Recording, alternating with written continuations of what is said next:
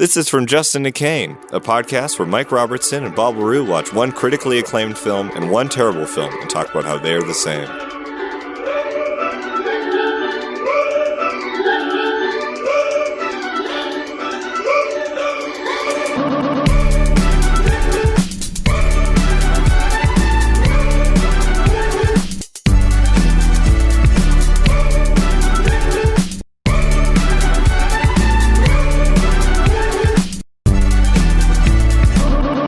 Hey everybody, I'm Mike Robertson. And I'm Bob LaRue. And this is From Citizen Kane.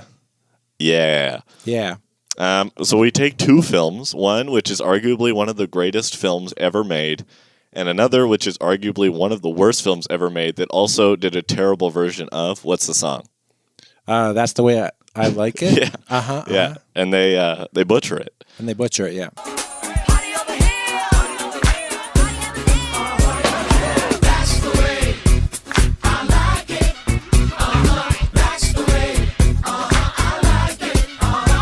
And we take these two films and we try to figure out all the links and similarities between them. Yeah, so it's not necessarily about taking a bad movie and making fun of it, because Lord knows that's been done before, especially in podcast form. Oh yeah. You know, maybe there's something redeeming about a bad movie, and the only way that you can actually really find that is by contrasting it with something that's a cinematic masterpiece. A cinematic masterpiece. The best film ever made. Yeah. Citizen Kane is the best film ever made. Yeah. So for the first episode, we're doing Citizen Kane. And From Justin to Kelly. That's right. They're different. They are running very time, different. very different. Yeah. They feel the same length, even though Citizen Kane is much longer. Yeah. Longer by a quarter. Yes. It's a quarter longer than From Justin to Kelly. And it is... No, it is a quarter. 30 minutes longer. Yeah. It's got less editing, but the pace is a lot quicker. Yeah. Well, that's because one is a good story and one is a bad story. Yes. Well, let's get into it. So, what's the deal with Citizen Kane, Mike? What are your thoughts on Citizen Kane? I hadn't seen it in a couple of years. Yeah. The last time I saw it, I was like kind of mixed on it. I was like, this movie is not all it's cracked up to be. I watched it again this morning, and I was like, no, wait, this movie is great. This is like truly deserves to be one of the greatest films ever, because it does so many things well, and it is really fun to watch. Character exploration is great, and just all of the formal techniques that they apply are really cool. Apply and invent. Yeah. Especially. I think that's also why it's so great, is because it's like taking so many things that we all take for granted now. Yeah. But you're getting to see it in the 1940s, which is like not when they were doing stuff like that. And From Justin to Kelly does utilize some techniques that are innovated in Citizen Kane. That's correct, yes. To a much less impact, to a worse impact. Yeah, should we just explore Citizen Kane first? Yeah. In context, and then do... Let's contextualize it, talk about what we like, and just give it enough background so that as we reference it, people are like, that's what they're talking about. Yeah. All right, so... Citizen Kane. Orson Welles' first directorial debut after an astonishing career in the theater and radio. Yes. First came into prominence as a magician as a child. Oh, wow. He was a magician. I think he messed around in the circus for a while. And then he got into theater. He started the Mercury Players. And he was just like considered a really avant-garde dude. Like very forward-thinking, took a lot of risks, did a lot of crazy stuff. And he scared the shit out of the world when he did H.G. Wells's War of the Worlds on the radio. And there were headlines in the newspaper that said, aliens are actually attacking Earth, which turned out to not be true, and he had to make like a public apology and stuff. But he was a household name at that point. And Hollywood wanted to get in on that. So he went to Hollywood when he was 24 years old in 1939. When Citizen Kane came out, 1941, right? 1941, yes. He was 26. Oh, my God. He was 26 years old when the greatest film ever made came out. And it was made by someone who's, like, nowadays would be, just maybe getting out of university and still going on trips, not knowing where they are in their life kind of thing. Yeah, it would be made by somebody who backpacks in Thailand for 6 weeks. Yeah. And then when you ask them, what was the best part of your trip? They're like, I don't remember any of it because I was intoxicated the whole time. Yes. Yeah, but Little Orson made the greatest film ever in American history. Yeah, and it was his first like stab at it. Like he had never made a film. He wrote it with Bernard Mankiewicz, who was an established screenwriter, but they co-wrote it together. And apparently, he got the first draft from Bernard Mankiewicz, who wrote it on his back because he broke his leg in Mexico. And so he wrote it over a 200-page screenplay, gave it to Orson. I'm saying his first name like I know him. He gave it to Orson, and then... Old Ors? Young Ors. Lil Ors, you know. Lil Ors? Lil Ors. Just sounds like I'm saying little horse. Should I become a rapper named Lil Orson? Yes. And then yes, people will absolutely. and then people will be like, why are you Lil Orson? It's like, well, because you got to have Lil because you're a rapper. And then Orson because I'm like the Citizen Kane of rap. That's beautiful. I Thank love you. that. I can't wait to see your first music video. Thank you. I hope it's black and white and it's about a media tycoon. Anywho, so he got the script, and as like a guy who's never written a screenplay, he went through and he just like slashed through.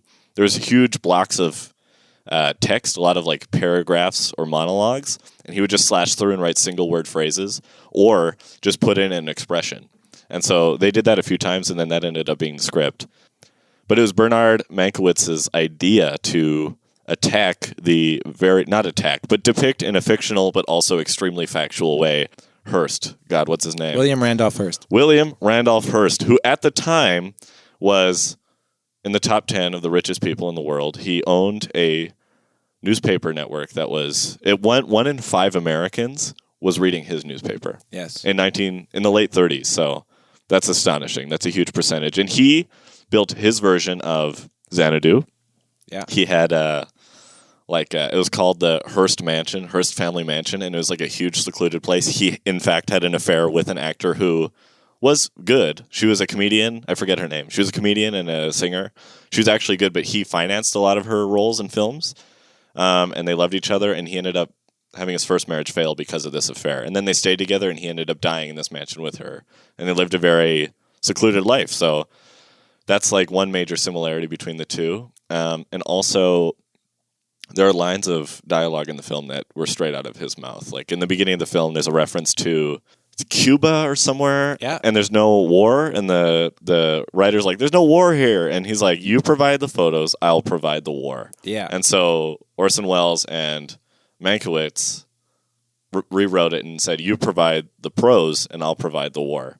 So that's like straight out of his mouth. He said that. That's nuts. He lied constantly with his headlines. He used crazy, non-factual, fictitious articles to get major circulation, and it worked. Mm-hmm. And that's how he built his empire. And then he ended up dipping his toes in a lot of businesses, I believe. And then later, when the film came out, he personally tried to... he sued the production. He sued RKO. He tried to cancel the film. He refused any advertising in any of his papers. And Louis B. Mayer, who was good friends with Hearst, went up to Schaefer, who was the head of RKO, and said, I will buy your film for $800,000, which was roughly the budget of the film. Buy it just to burn all the negatives so that it would be eradicated from history.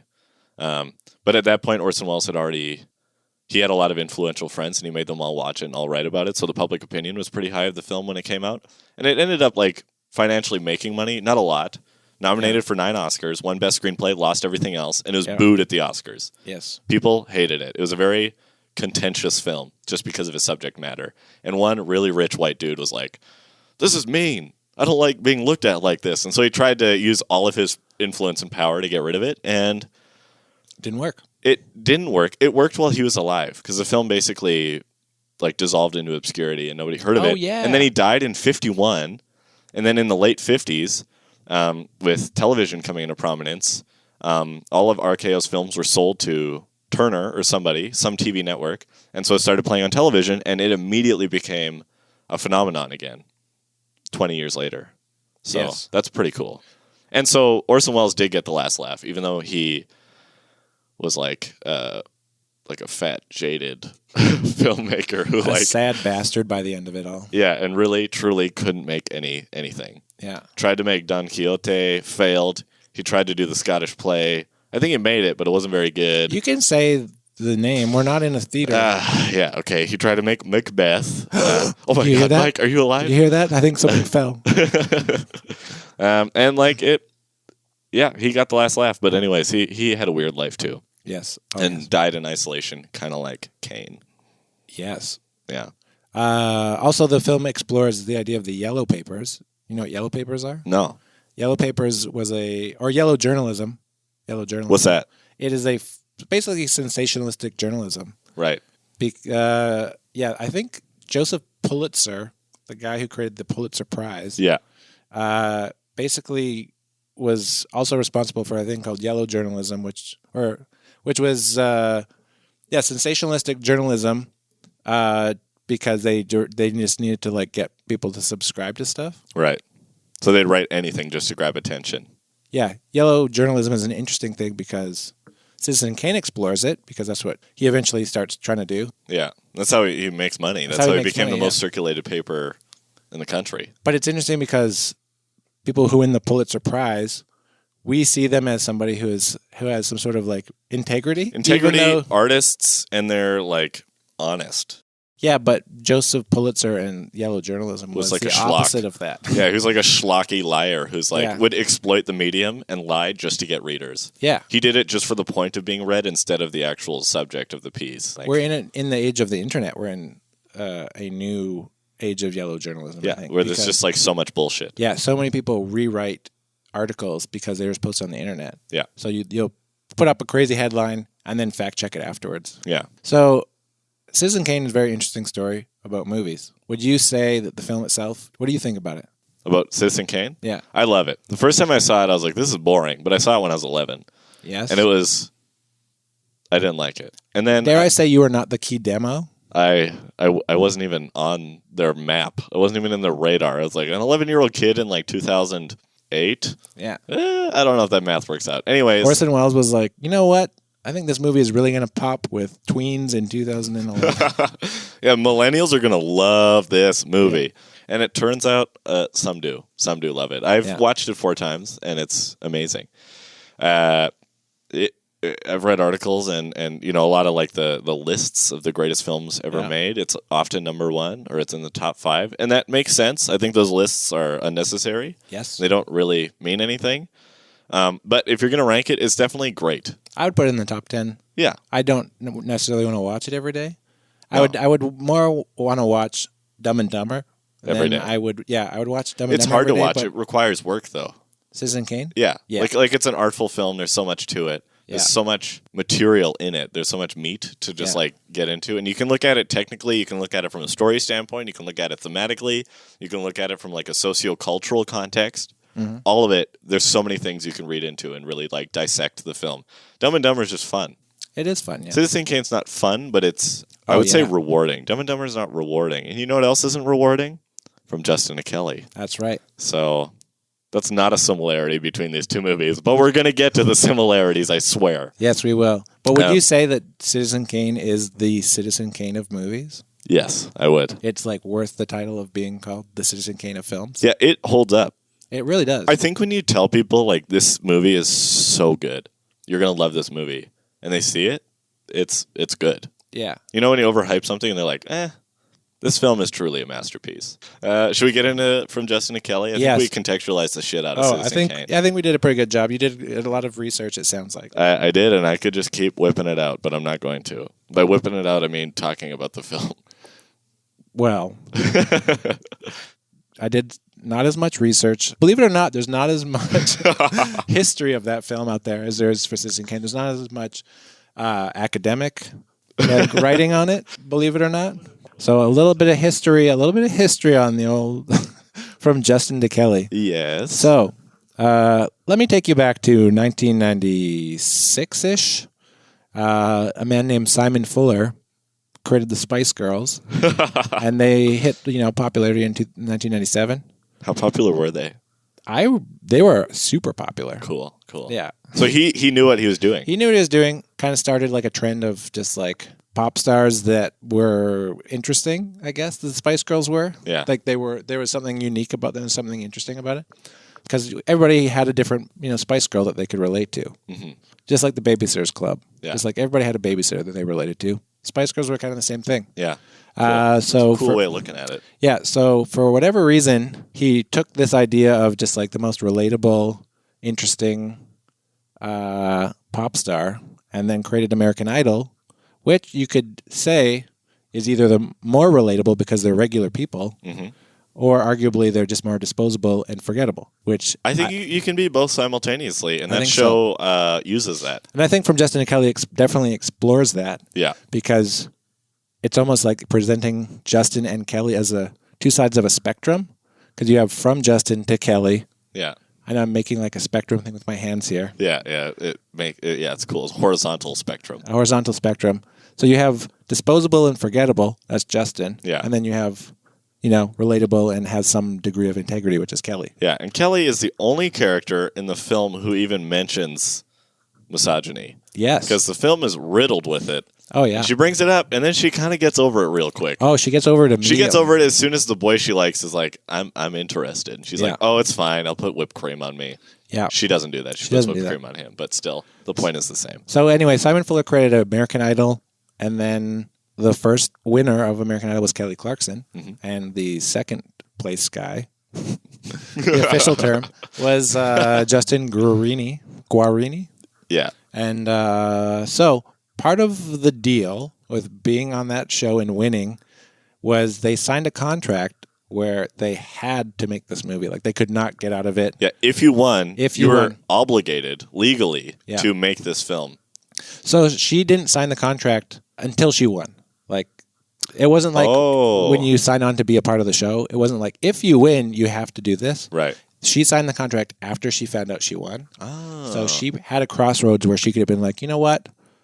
I won the competition, but I'm not going to be an American Idol, whatever that means. Yeah. I think the idea was that I didn't watch any of American Idol since the first season. Really? Yeah, I really didn't care. Wow. I watched the back 2/3. Oh, wow. Consecutively. The back nine? Yeah. Honestly, yeah. How was the back nine of American Idol? It was astonishing, but changing up the judges was frustrating. Oh, yeah. Ellen was a bad judge. Yes. The best judges Harry were Connick Jr. the originals. Didn't like him. Yeah, the originals were good. And the shtick was there. Yeah. They were all different forms of clown. They all had a thing you could, expect, and then they were constantly just punchlines. Yeah, it was great. Yeah, and then you get new people, and you're like, okay, Keith Urban. What's your deal, Keith Urban? You're boring? Aren't you busy touring? Why do you got 15 months to make this TV show? God damn it.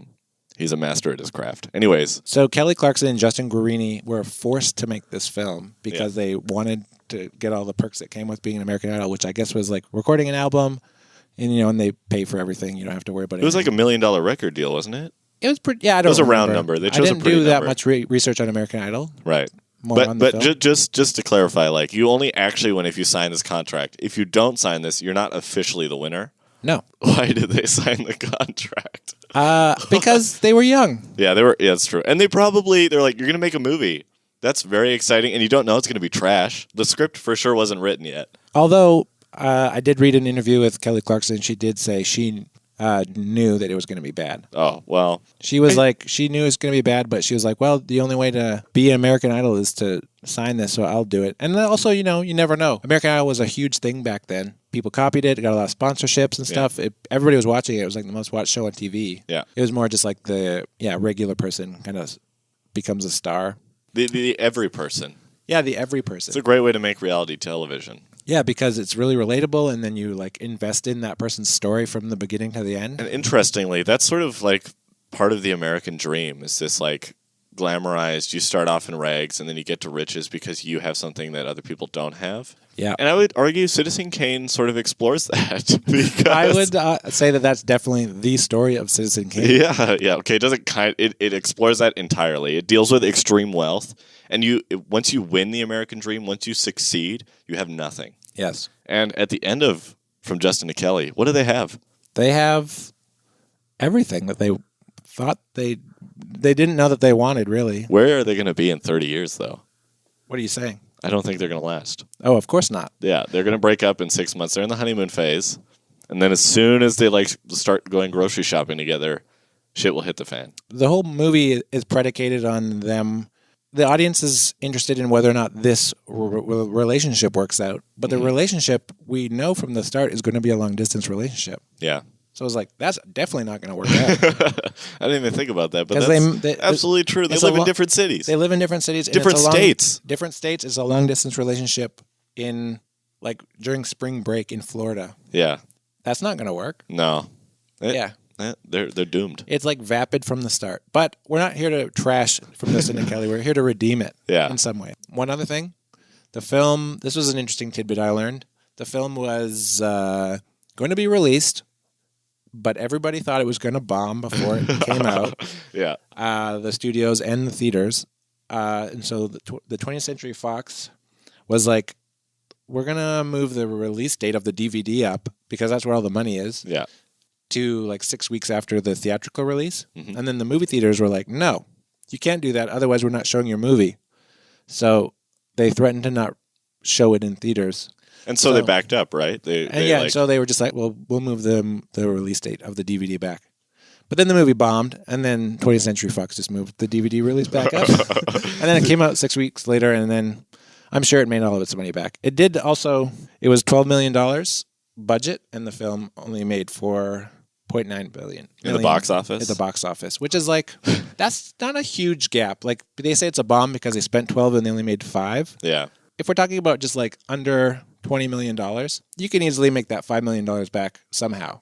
Like DVDs. Oh, yeah, you can make it back. And I'm sure like poster sales, and I bet you kids loved the film. Like parents would buy it for their children. Yeah. You know when you like that film you love as a kid and then you watch it when you turn like 28 and you're like, this is like Master of Disguise. I loved that as a kid. Yeah. I rewatched it and it is horrible. Yes. That's my from Justin to Kelly. I'm a turtle. Also, he does a Shrek impression in that. What? I gotta rewatch does. it now. He does like a Mike Myers impression of Shrek. Oh, he's like, wow, the kids, best friends. You kids love this stuff, and then he just goes, "Donkey." It's like a weird, and he's not dressed up as Shrek because he's the master of disguise. It's like an impression that he does out of costume. Weird. That was just a wink to Mike Myers, like, "Hey, buddy, I'm thinking about you." Yeah. Although they were rivals at that time, I supposedly. Really? Yeah, they kind of had a falling out. Well, that's comedy for you. Yeah, serious business. Oh, one more fact about this movie. Yep. Like, I'm not painting a beautiful picture of it. One more fact I want to say. It's a movie that is entirely like a cash grab from American Idol's popularity, a TV show about singers, and the movie is a musical featuring some, arguably very talented singers. But the album for the movie was never released. They never released a soundtrack for it. And that's because they ruined what song? That's the way I like it. I like it. In brackets. Yeah. That's the way. That's the way. Now that's the way. That's the way I like it. There's only 5 songs. There's only like 5 It would be songs. an EP, not even an album. There's only 5 songs, and Justin and Kelly don't sing really most of them. No, most of it's the extras. They all sing. Yeah. Or songs where like there's 12 characters all walking on a beach and they all sing. Yeah. It's and weird. it doesn't make a whole lot of sense. But I figured that if you were going to make a movie that's a musical based on a cash grab, that you'd at least release the album because like that's probably where you're going to make all the money. Yeah. And at that time, soundtracks were still a thing. Nowadays, soundtracks, the last soundtrack that charted was Suicide Squad. It used to be that soundtracks were like a surefire way to like hit the charts, like the They Titanic used to make soundtrack. movies just based on the soundtrack. Yeah. That's like kind of how Tarantino got started. Kind of, yeah. That helped with financing Reservoir Dogs was the record deal because they couldn't afford all the songs. Yeah, and right. then MCA, I think it was MCA, was like, well, if we get to sell it as an album, we'll give you the songs. Yeah. And then it like sold like hotcakes. Also, one thing you pointed out the awards that Citizen Kane won. Yeah. I want to point out the awards that this film won. Oh, wonderful. I'm not going to go into the Raspberry Awards because that's a lot. I will say that the film did actually not win any Teen Choice Awards. Yeah. But it was nominated for Choice Movie Breakout Stars. Okay, that's a given.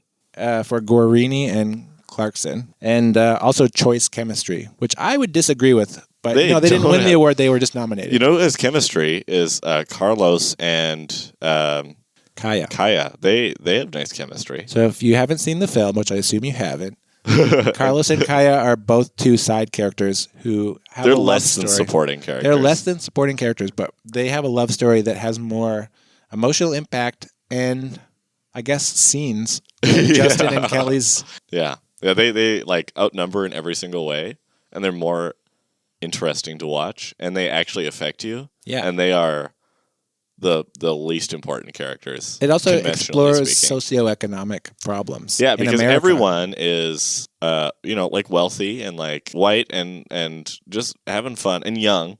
And then Carlos is a busboy at a restaurant, and then Kaya meets Carlos, and then she inadvertently gets him fired from a job because they want to go on a date, and his boss is like, "You have to work tonight," and she's like, "No way.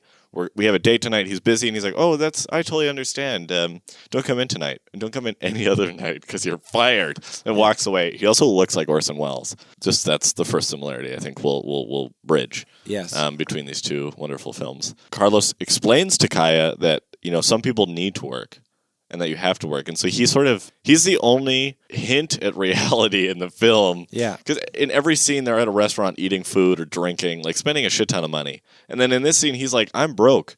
I need to work, or I'm screwed. Like, it's not easy for me."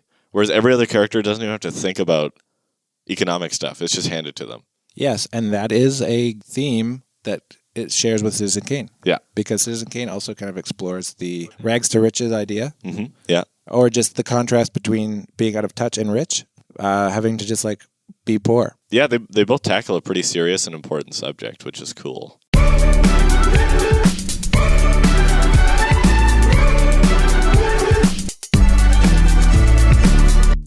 Okay, well, let's get into like really start breaking down similarities between the two films. Okay. And what one film brought to the other. I assume most of the time Citizen Kane, because it is a great film, is going to bring a lot from Justin to Kelly. And also, not the other way chronologically speaking, it would make no sense for From Justin to Kelly to influence Citizen Kane, because one was made 70 years before the other. That's right. Yeah, let's get into similarities. So I'll start. This one's a real stretch. There's a lot of pools in From Justin to Kelly. Yes. And there's a character who wears a dumb hat, and there's a shot of Kane, Charles Foster Kane, sitting by the pool in his Xanadu mansion wearing a similarly dumb hat. That's the first one. Yes. That's the first similarity. What you got, Mike? Well, I think it's interesting you bring up Xanadu. Xanadu being the big castle Yeah. that, or mansion or whatever that Citizen Kane lives in. Mhm. Well, and From Justin to Kelly, there is a sandcastle which looks remarkably like the shots of Xanadu, and it's like super elaborate, super huge, kind of almost way too detailed. Yeah. And it looks just like the place that he lives in, and it's like, why is that castle there? Because it just comes out of nowhere, and it takes up so much of the shot. Yeah. So much of the shot, but just for a moment. It's like Yes. a pan, and it like the emphasis. Well, I think they're singing in that shot, Yeah, I think aren't so. they? Or like emotionally, it's important, and then they just like do this weird. 2/3 of the frame is occupied by this sandcastle that is so intricate, so tall, and looks like the opening shot of Kane almost. Also, another thing about Xanadu is Xanadu, believe it or not, is located in Florida. What? And you know where the fun happens in this? In From Justin to Kelly, it happens in Florida. Get out. In fact, the News on the March thing in Citizen Kane refers to Xanadu as a pleasure dome in Florida. There's a phrase in From Justin to Kelly about being the mayor of Spring Break or the mayor of fun. The mayor of Spring Break that's what they call From Justin to Kelly. This is another similarity which I found really interesting. Mm-hmm. Early in the film, in Citizen Kane, there's a classic scene where basically somebody sings to Kane about how great he is. When it's just like, he has a name. It's a name is known across the land. His name is Kane. You know, they parody in The Simpsons, that one scene? Yeah. Mr. Burns. So somebody sings a song to Kane about himself Yeah. and how great he is. Early in From Justin to Kelly, when you first meet the characters, I don't remember the name of his douchey friend. There's a guy with frosted tips who you immediately know who he is because he's such a jerk. But he's played for laughs, even though that character, he would probably stab you while drunk, like on a Friday night. Yeah, for sure. He raps at Justin about Justin being the mayor of Spring Break. Yeah. So two very similar opening scenes where you kind of get to see that character. You get to see their influence, I guess, that they wield Yeah. through song. One scene with a girl who's like give me that wristband. I want to get to that sick party you're hosting. And then Yeah. she like kisses him on the cheek and then grabs it. And then he has to run away Beatles style, like Hard Day's Night, Because girls love him. because girls just want his wristbands, I guess. But Yeah. I don't want to dwell on how bad this film is. 'Cause that's It's so hard That's not an easy to. thing to do. Yeah, absolutely. No, this is a fun challenge. Well, I think we can explore the idea of Citizen Kane. Kane himself is like a figure who's important, Yeah. who gets into politics, As does as does Justin. because he's the mayor of of Spring Break. of Spring Break. Yeah, and they both, because of their position, have difficulty with personal relationships. That's correct. Kane loses his first wife and his political career to a woman who he has an affair with. And with Justin, he has difficulties getting with Kelly because of his position since he's the mayor of Spring Break, he runs events like the whipped cream contest where Yeah. he just whipped creams women, Yeah. which is, bad news, and Kelly understandably doesn't like it. Yes. So that puts a strain on their relationship, and so his position in that society really makes having really close friends difficult. And also, Kane just doesn't have friends. It does display like what your position and what your power can do negatively to you. They Yes. both depict this. What's interesting also is the beginning of the film, both protagonists start from like a small town setting. Like Kane lives in Colorado with his parents at a boarding house that his mom runs, yes. and then inherits money and is taken away by the financial guy. Yep. Kelly's in a small town in Texas. She's very like old school. She's a server. She wants to be a singer, but then they never address that ever again. Yeah. And then she goes to the big city, which is Florida, I guess. It's hard because she doesn't change, but she does change. She says goodbye to her past. She says goodbye to the small town vibe, and she gets into Spring Break. She's So- instantly corrupted as soon as she meets Justin. Immediately. Holy shit, this is it. Kane gets corrupted, and so does she. That's what I'm saying. Yeah. Holy shit. She starts off as like, I'm a singer and I'm a feminist and Yeah. I hate objectification of women. She keeps talking about being objectified. Yeah.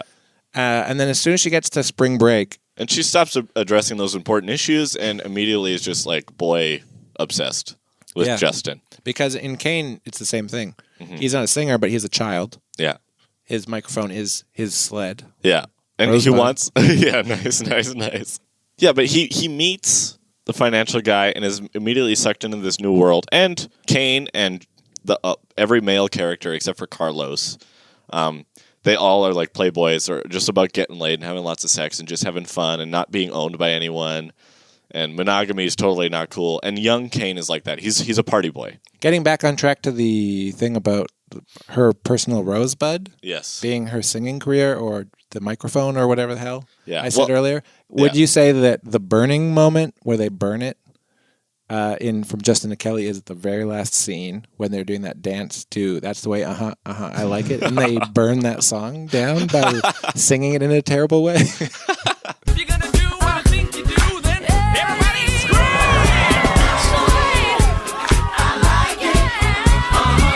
Any other similarities that you found? I have two. So there's a sense of entrepreneurship in both films. So Kane, for obvious reasons, he garners a lot of wealth at an early age, and then he ends up selling a lot of businesses. He takes over the Inquirer, and because of his entrepreneurial spirit and drive, he is able to become like one of the most circulated news moguls in America. Yeah. And From Justin to Kelly, Justin and his gang use a similar means of information sharing. They print on paper, Yeah. and then they hand it out to people.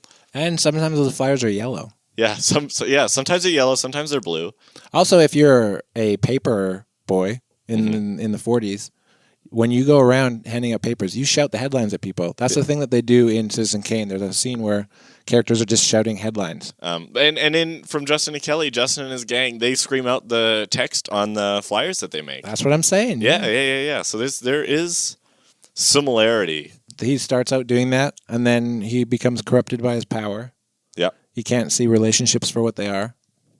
I would say that these movies, based on what we've talked about so far, are nearly identical films. Another interesting thing about these two movies is that they're both people from other worlds kind of coming into cinema. Orson Welles was like, Oh, yeah. he's a film, or he was a theater guy. who like was top of his game in theater, and then he went and made a movie, and it had a big impact. And same thing could be said about Kelly Clarkson. She was the person who made a big impact on television and singing, and then she came into a movie, and I guess arguably made a big impact. I just have to say this, but Nat King Cole is the pianist in El Rancho. Oh, Isn't that cool? yeah, that's cool. Goddamn crazy. This is obvious, but there's singing in both films. They're singing in both films. Arguably, a similar number of musical numbers in both films. One is labeled as a musical, the other a drama. Yes. In Citizen Kane, there is when that song about Kane is sung in The Inquirer, when he meets his lover, his mistress, Susan, she sings for him, and then she sings at the opera where she fails, and there's a fourth one I can't recall. singing lessons. Oh yeah, singing lessons is the other scene. So those all have like full numbers, and then from Justin to Kelly, there's like 5. There's like 4 or 5 numbers. Yeah. Yeah. It's like not enough. There's a point in the middle where you're just like, is this a musical? Yeah, 'Cause it we're wasn't not even singing. tasteful. Yeah. And it's like, oh, it's so tasteful. Like only this many songs. Like, why aren't there more songs? Also, the meta narrative from Justin to Kelly is similar to the actual narrative of the last half of Citizen Kane, because Citizen Kane's relationship with Susan is not too different from Simon Fuller's relationship with Kelly. Absolutely, and bombed. They And both it bombed. Yeah. Yeah, both forced a person, a woman, to do a huge outlandish musical production. Both failing dismally and costing a lot of money and being really unsuccessful. And he said something about the reviews of that show in Kane were, the were reviews. comparable to the reviews of the film itself Yeah. from Justin to Kelly in 2003. Miss Susan Alexander, a pretty but hopelessly incompetent amateur. Last night opened the new Chicago Opera House in a performance of Her singing happily is no concern of this department. Of her acting, it is absolutely impossible to...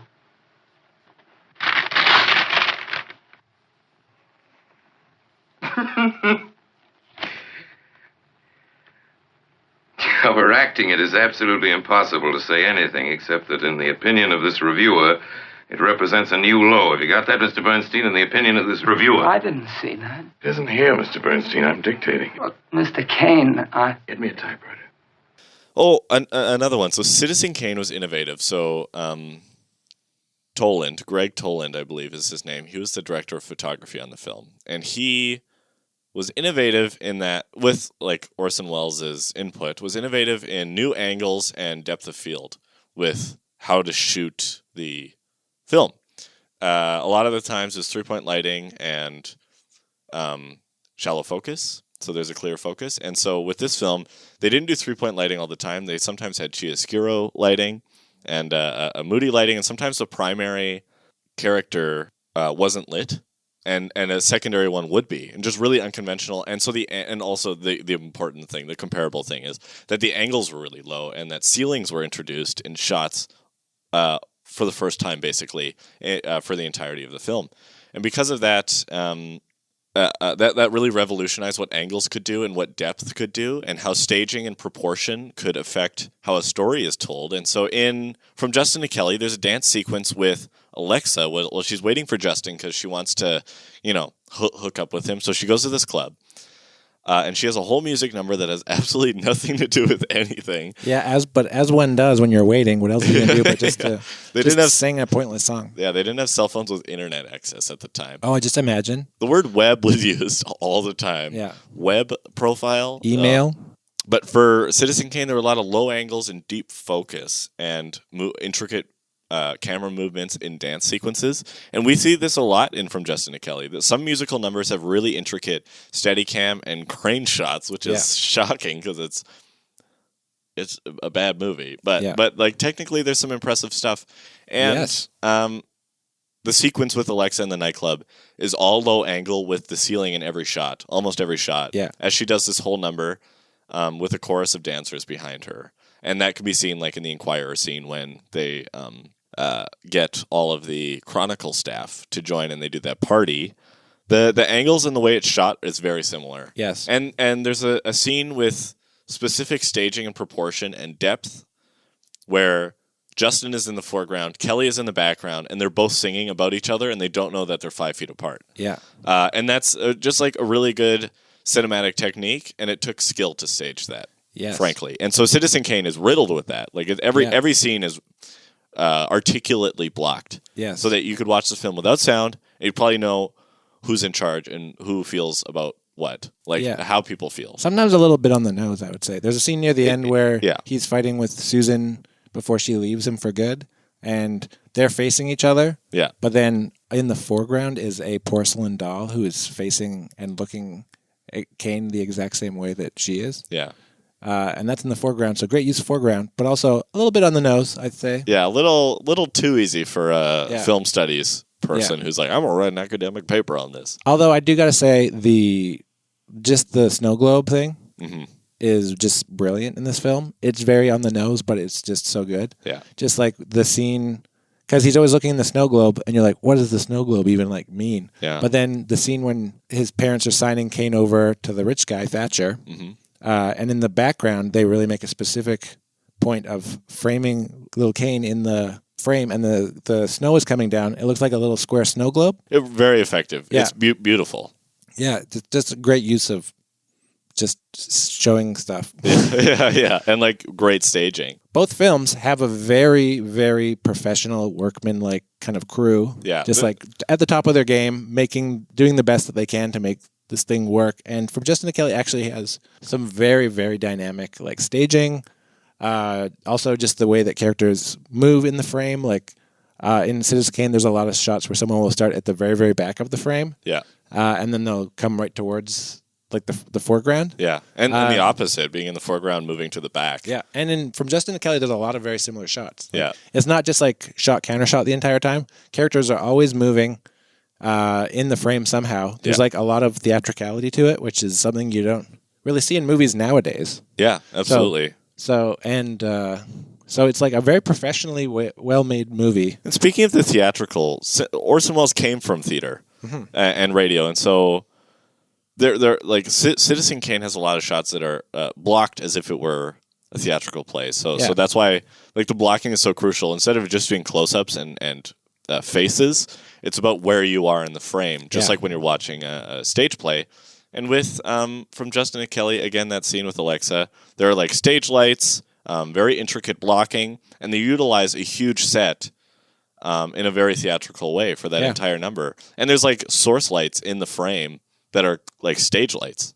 And again, from a technical side, like there's really cool unique lighting in Citizen Kane, and there are a few shots in From Justin to Kelly where they wrap palm trees in twinkle lights, just to make the background more dynamic. Yeah, it really and it's really gives effective. a sense of depth to like. It gives you shape, depth, definition. Yeah. Way to go, whoever like. It's a great fucking idea. Whoever Some did LX that. dude was like, "Let's wrap these trees. That'll look great." And your work did not go unnoticed by us too. I appreciated that. That's the thing with this project. Kind of makes you like appreciate the good things about something that's terrible. It's very easy to just get on a microphone and just rip into a bad movie. Not a bandwagon, like, and it's also easy to take like The Room and be like, "This is why it's bad." That spoon thing, that's hilarious. Who would fucking do that? The sex scenes, like. Yeah. What's interesting about the storytelling in Citizen Kane is that you get a sense of the character, but it's told through the perspective of all these different characters. Mm-hmm. They're essentially being interviewed. It's almost like a documentary in a weird way. Yeah. But when you're watching the story segments that like happen right after somebody starts talking about Citizen Kane, and you're like, well, Citizen Kane did this and they call him Citizen Kane always. Well, Citizen Kane did this when he was, trying to get his wife in the opera house or something like that. Yeah. And then it would show that segment of the story. When you're watching those parts, you forget that you're watching somebody's perspective of the situation. Mm-hmm. Which is interesting because all of the stories kind of give the same idea of the man. Nobody is giving you a different perspective of who he is. Mm-hmm. I guess the point is just like you're actually watching different perspectives. So it would have been more interesting if you got to see Citizen Kane act differently based on other people's perspectives in kind of like what's that movie, Rashomon? Rashomon, yeah, Yeah. Akira Kurosawa. Yeah. So, but how that ties into From Justin to Kelly is you think that the movie is about Justin and Kelly because they are the characters on the title. Yeah. They're the celebrities from American Idol. But then the film inexplicably spends more time with the side characters who aren't the people in the title. It's almost an even split, which is weird. Like narratively and screen time wise, it's an even split. It's an ensemble piece. Yeah, it is. Truly, it plays like an ensemble piece, even though it's the name of it are the two title characters. But they're all kind of similar binaries of just like a man and a woman. Mm-hmm. But they're essentially, I think, just exploring different perspectives, not unlike Citizen Kane, of a person. You know what I'm saying? So it's exploring, the two characters, Kaya and Carlos, they're exploring like the socioeconomic things of finding love. Yeah. And the other character, what's her name? Alexa. Yeah. And I guess Justin. Just a different perspective on, I don't know, how to communicate in a relationship normally. Yeah. Yeah. And then Justin and Kelly just exploring some idea of destiny and fate, like you're fated to either end up with this person or you're fated to end up a certain point in your life, kind of thing. Yeah. Yeah. So that's how those two things connect. Dude, that was great. That was hard work. Was it? I just made that up right now. I know, but I could see it was like watching you run uphill. Yeah. That was effort. I do know that if you're telling a story about in an ensemble, you kind of like show different versions of the same idea with the different ensemble characters. Thematically, there needs to be a centerpiece or center idea or question that's addressed by every character, but with different facets, approaches, and lenses. Yeah, and I think From Justin to Kelly actually does that. They absolutely. So like and From Justin to Kelly, it's nothing to do with like an individual, but it's more to do with ideas. Yeah, and Citizen Kane does that, but on the periphery. But the central question is like, who is Kane to all of these people? Yeah. It's about the orbits around Kane. Like all these people have different feelings about him. Whereas From Justin to Kelly, it's about love, relationships, youth, and having a good time. Well, both movies are about the quest for youth. That's true. That's Because true. you go to the spring break because you gotta just YOLO, you know? They're also not students.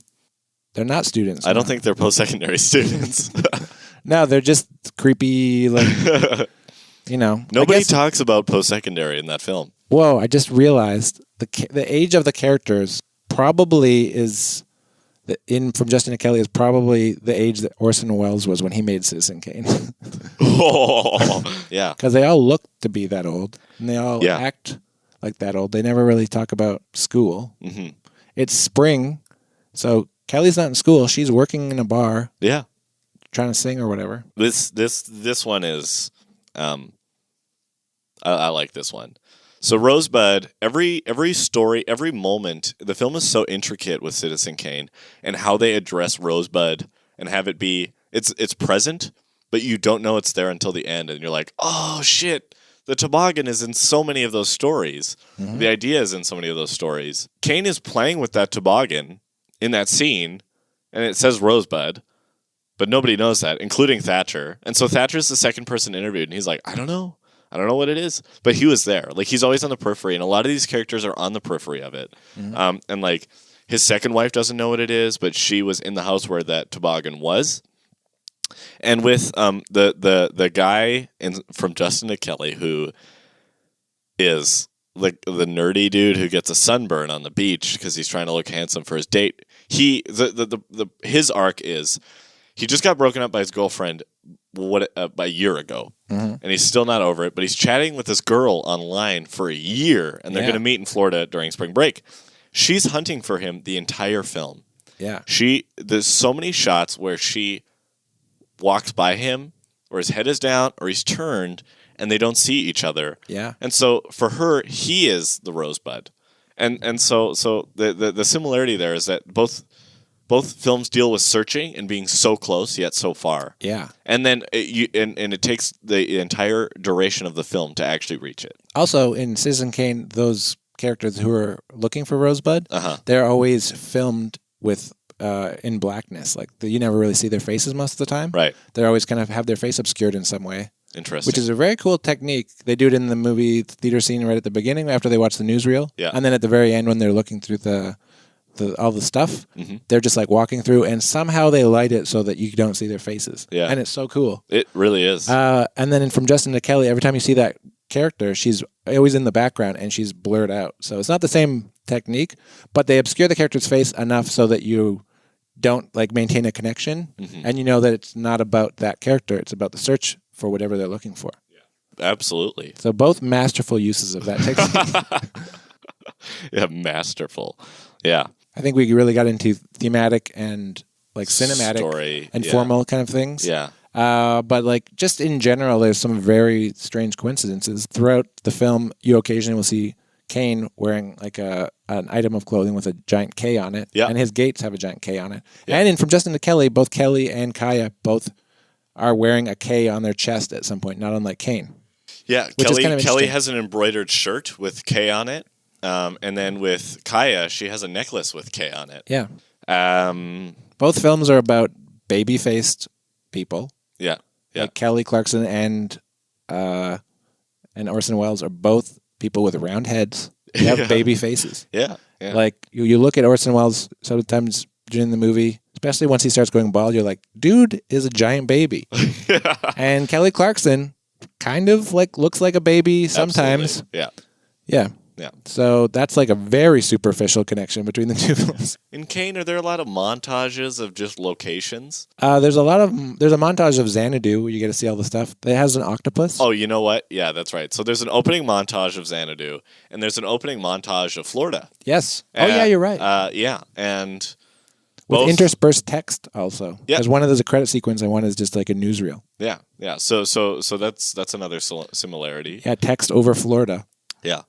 Hey, they both have that. Yeah. They both have text over Florida. Really, really cool. Very cool. Yeah, really, really cool. There's large bodies of water in both films. That's right. also. There's a lot of large bodies of water. Yeah. There's also an interesting scene in Citizen Kane where you see him in the newsreel Yeah. standing beside Hitler, Oh, yeah. which is kind of like jarring because this came out in 1941. So World War II hadn't even ended yet. It just kind of started. It was still starting, and like America might have just entered the war. Yeah. December 7th. No, this film probably came out before December 7th, 1941. Yeah. But that being said, like that's on the pulse. They knew what Like was up, on the nose, yeah. which is kind of what makes this movie very timely, is because we see a lot of similarities between Donald Trump and Citizen Kane. Absolutely. Also, the modern age now of journalism. Yeah. And then also just like a popular, powerful figure and his ties to Nazism or racism or whatever you want to call it. And nowadays. also a mogul entering politics. But the connection between the Hitler thing and From Justin to Kelly is that there is a deleted scene where Hitler is dancing with them in one of the cut dance numbers. Yeah, one of the extras is dressed as Hitler. It's weird. It's jarring. Yes. Full Nazi regalia. He's decked out in a Nazi uniform, dancing in the background on the Florida beaches. And they're just singing 99 Luftballons. Yeah, the classic. Yeah. The seminal classic. But, and rightfully so, they cut that scene out of the film. They cut it out, but on the DVD they released and the soundtrack they never released, you have access to Yes. both of those. Oh yeah, and it's crazy because That guy who played they sing it all in German, and it's mostly Hitler who does like he does the solo. Like they don't even let Kelly like really touch the song, which is weird. yeah, which makes from a PR standpoint makes sense. But it was interesting watching the interview with that actor on James Lipton's Inside the Actor's Studio. Yeah. Because he talked about how creatively it made no sense. Yeah. James Lipton asked, he said, it's a very bold and daring decision to include a historical figure like Adolf Hitler in a film that was about nothing. Yeah, And the actor admitted to not understanding why the screenwriter and the director and the producers and Simon Fuller decided to put Hitler in From Justin to Kelly. I don't know. It's as out of the blue as that shot in Citizen Kane is. I know it really was Out of the- jarring. Really, it's shocking, and they're both done very photorealistically. Yeah, yeah, that shot they optically printed Kane with old Hitler footage, and it looks so realistic. Yeah. And like the Hitler makeup and the costume and from Justin and Kelly was really good. Yeah. Yeah. Like spot on. But you can only find that scene on like a DVD, like on the Not on YouTube. on the DVD, so you can't find it on YouTube. So don't bother looking. Yeah, it's not there. And then also There are no articles on it because people are too ashamed. Yeah, people are too ashamed. And 20th then, Century Fox got rid of every written. It's probably gonna take down this podcast. yeah, but I have the one DVD Yeah. So that has it on it because most DVDs you just put it in and it doesn't even give you a menu. No. That's how cheap they were. yeah, but Yeah. it's real. It's real. It's a real thing.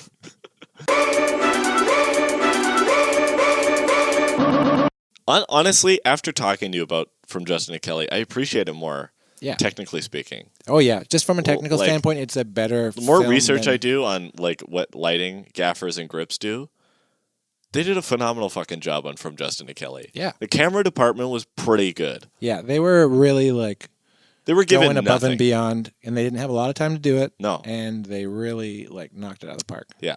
So The that IATSE Florida division did a phenomenal job. All the technicians involved. yeah, so they did a should be great very job. proud. Yeah. Most other people involved in the movie probably The creative proud. individuals, like the writer, producers, director, frankly, the performers, they know what they did. Oh, well, one thing that you mentioned earlier that this is kind of reminding me of is just the idea that cinema as an object. Remember you were saying that? Yeah, what's really interesting, this might be a fun thing to do with every episode, but what's interesting is both on DVD, if they're side by side, one DVD is a coveted object that one wants to possess, and the other is literally garbage. Yeah. Literally, your impulse is, I should throw this out, it's a piece of shit. And that's because what's in the DVD is what gives it its worth. Yeah. They're both the same piece of plastic. They both are of the same value, but the content is what really gives it its meaning. And one is a possession to have, Yeah. and the other is in a landfill, or people are using them as frisbees. Yeah, or coasters. Yeah, that's true. That's true. But interesting that a group of people can use the same tools, Same language, Same language. techniques, better technology, in one. and better technology. Yeah. Yeah. and not do a better job than Citizen Kane. No. That's what I always find interesting. I watched Psycho recently. Yeah. It's such a well-made, perfectly crafted movie. Yeah. And it was made low budget, It was relative. made for just under $1 million. Yeah. Out of Alfred Hitchcock's pocket. Yeah. And it was fast and dirty and black and white. Yeah, but- which is astonishing because that was the first black and white film he had made in like 20 years. But that movie exists, and it is such a perfect example of how to make a great horror film. Yeah. And people are not learning from it. You know what I'm saying? Yeah. In fact, they're not learning from it so much that some people made an exact replica of the film and it's horrible And with it's Vince bad. Vaughn. Yeah. And also 3 sequels. Yeah, it's interesting. Yeah, that's true. Yeah. Yeah, and they're all just bad. Yeah, so it's interesting that like a movie like Citizen Kane exists, and people are not just constantly learning from this movie and like not trying to like rip it off or emulate it in a way, but cracking the code of why it works so well and Yeah. just like applying that to what they're doing. But some filmmakers do. Like Scorsese is a total movie nut, and he Yeah. watches them, he dissects them, and that really like that has influenced his filmmaking. And he's done some pretty cool creative stuff. And other filmmakers have the exact same resources, and they just don't do it right. Yeah. They do a horrible job. You can have more resources, arguably more money, maybe. Mm-hmm. I don't know what the inflation is on $800,000 in 1941 to 2003. Could but- be way more. but it might be way more than $15 million. But like From Justin to Kelly, it was like roughly 15 or like 13 million or something. Yeah. And I mean, they shot on a canal. Yeah. Just the That was kinda locations cool. department would have had to work so hard. Yeah. They blocked off beaches. And the whole movie was on location, I bet, Yeah. which is really expensive too. Yeah. I think the thesis of this podcast is how can people have the exact same resources, techniques, language, and do such polarizing, different films? you Yeah. know? and also like the intention. I think ultimately what it is that affects the film is the intention in which it's made. Why is Yeah. it being made? Orson Welles wanted to make art. Yes. He wanted to make a commentary and a critical film on what he thought was bad. Yeah. And he did. And From Justin to Kelly was exploitive, opportunistic, and quick and dirty. Just and cynical. it failed. And really cynical. Yeah, and it was a bunch of rich people who were already rich wanting to get richer. Yeah. And they thought it would work, and then it Yeah. didn't. From Justin to Kelly is a great example of why not to make a film, and Citizen Kane is an example of why to make a film. Yes. And the outcomes were the exact same. Both films bombed. Yes. Were So, dismal failures. very interesting that you can have something. In fact, I think the reason why a movie like From Justin to Kelly was made and not a movie like Citizen Kane in the wake of American Idol was because they were like, well, we're more likely to make a lot of money, which is our goal, if we make a cynical, formulaic, kind of cash grabby movie Yeah. versus something that has an actual story arc, actual characters, a point. Yeah, but I think that's a story with movies nowadays.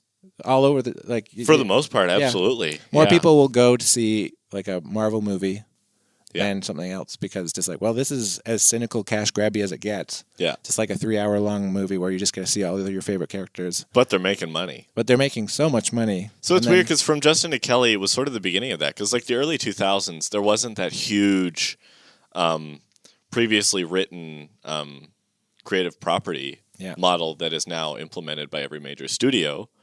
And it failed, yet now it works. Because like Yeah. all the Marvel movies, like whether they're good or bad, they all make a lot of money. They like globally speaking, the box office is really intense. Yeah. Yeah, I think we've covered it. I think what's the conclusion? What's the closing here, Mike? I don't know because I don't want to redeem From Justin to Kelly just because I watched it after Citizen Kane and I found some things that it did similar No, because it's not good. it's a bad film. It's abysmal. Yeah, And I definitely don't think that it added anything to Citizen Kane as a film. no, Like, it didn't just make from me a think about it. timeline standpoint, it added nothing. And it didn't take away also. No. Like by seeing a bad movie, you got to also see what makes a good movie bad. That doesn't make any sense. No, it actually added to Citizen It Kane. yeah, Because it you're like, added to oh, Citizen these Kane. exact same techniques can be so impactful Yeah. and powerful, yet this thing is shit. But did you enjoy the watching of both films? I did. I saw them both today, and it was fun. Yeah.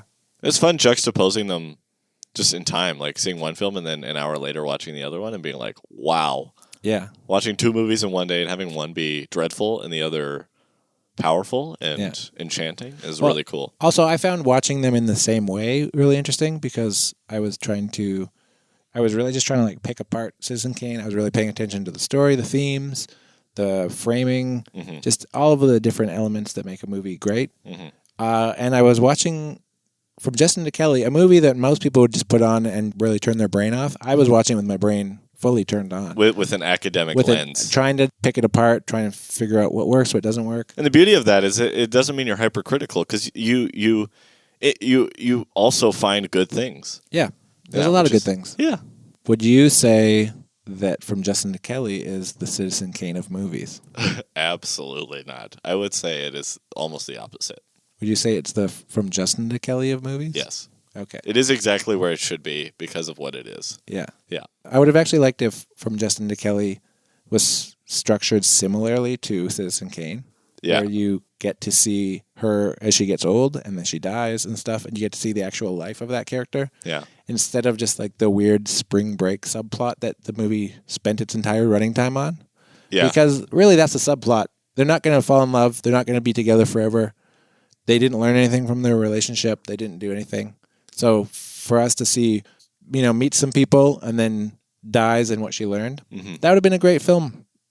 Absolutely. That would have been the also movie I would have think wanted to see.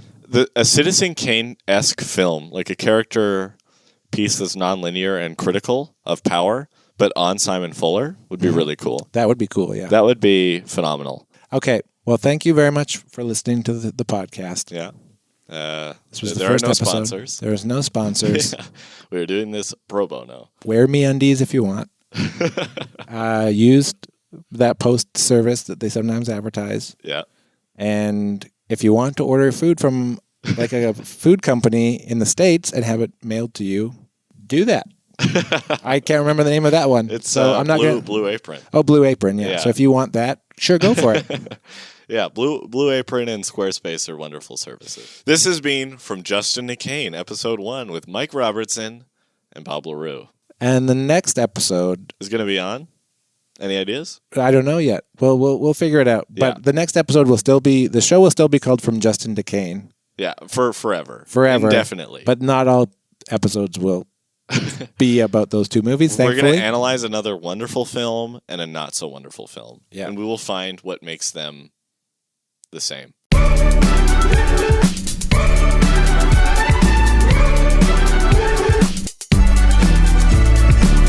All right. Thanks for listening to the podcast. We have some social media that you can follow us on. From Justin to Kane with a number 2 on Instagram, Twitter, and Letterboxd. So give us a follow.